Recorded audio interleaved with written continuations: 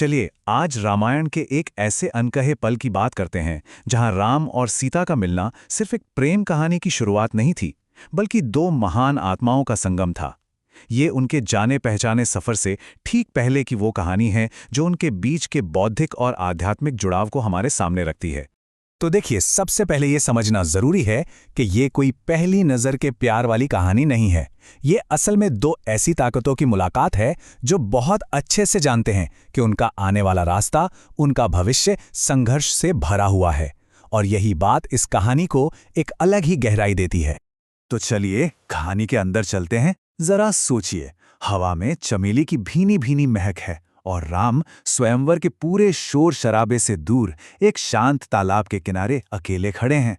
उनके चेहरे पर आपको थकान तो दिखेगी, लेकिन ये किसी लंबे सफर की थकान नहीं है। ये उम्मीदों और कर्तव्य के उस भारी बोझ की थकान है जिसे वो अपने कंधों पर उठाए हुए हैं। और उस अकेलेपन में राम का मन विचारों में डूबा हुआ है। वो खुद से ही सवाल कर रहे हैं। सबकी नजरें उस धनुष पर हैं, पर कोई उस हाथ को नहीं देख रहा जिसे उसे तोड़ना है। आखिर दुनिया में शांति लाने के लिए शक्ति को इतना क्रूर क्यों होना पड़ता है? ये सवाल दिखाता है कि उनके अंदर क्या उथल-पुथल चल रही है। और ठीक उसी पल उस खामोशी को तोड़ती हुई एक आवाज आती है, सीता की। वो राम के मन में चल रहे अनकहे सवालों का सीधा जवाब देती हैं। और पहले ही लम्हे में ये साफ हो जाता है कि वो सिर्फ एक राजकुमारी नहीं, बल्कि सोच और समझ में उनके बराबर हैं। अब जरा सीता को देखिए। वो किसी भारी भरकम शाही लिबास में नहीं है, बल्कि पारिजात के पेड़ के पास सादे रेशमी कपड़ों में खड़ी हैं और उनके हाथों में मिट्टी लगी हुई है। ये देखकर ऐसा लगता है जैसे वो राजकाज से नहीं, बल्कि इस धरती से, प्रकृति से जुड़ी हुई हैं। और यहीं पर हमें दोनों के बीच का एक बड़ा फर्क साफ साफ नजर आता है। एक तरफ राम हैं जो अपने धर्म और कर्तव्य के बोझ तले दबे हुए हैं, ऐसा महसूस कर रहे हैं जैसे वो अपनी ही परछाई से भाग रहे हों। और दूसरी तरफ सीता हैं जिन्हें अकेलेपन और प्रकृति के साथ में अपनी असली शक्ति और पहचान मिलती है।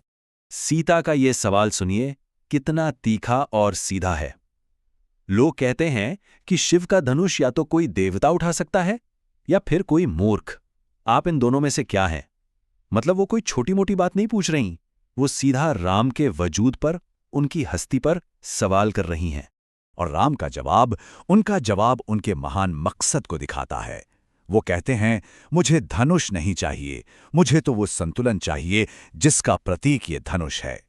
साफ है कि उनकी ये खोज किसी जीत या ताकत के लिए नहीं है, बल्कि दुनिया में उस बिगड़ते संतुलन को फिर से कायम करने के लिए है।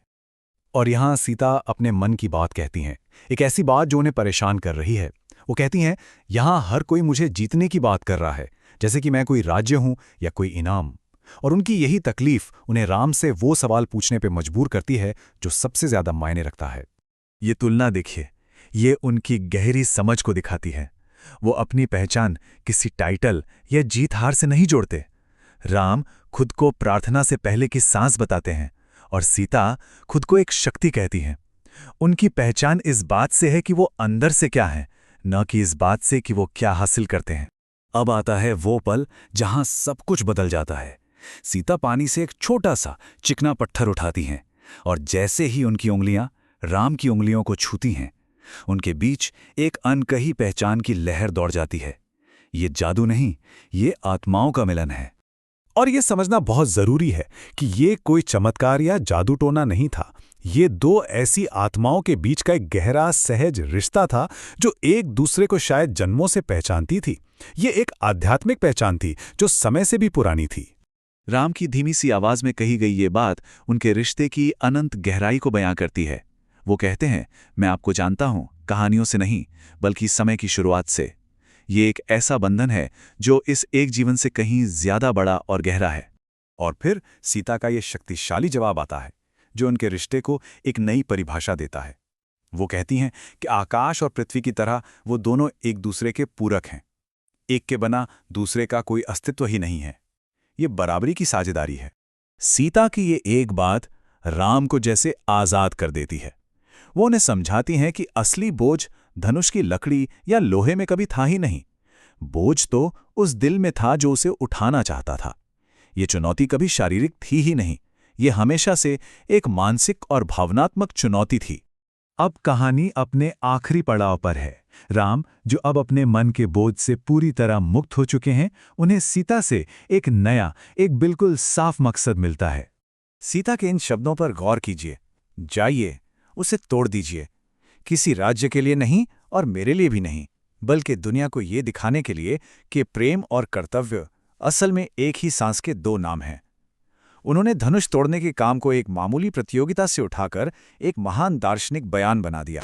और इस नए मकसद को अपनाते ही राम के चेहरे का भाव पूरी तरह बदल जाता है। अब वहां कर्तव्य की कोई थकान नहीं है, बल्कि एक मजबूत, अटूट संकल्प है। वो अब स्वयंवर के लिए पूरी तरह से तैयार हैं। लेकिन जैसे ही राम जाने लगते हैं, सीता की आवाज में भविष्य की एक झलक सुनाई देती है।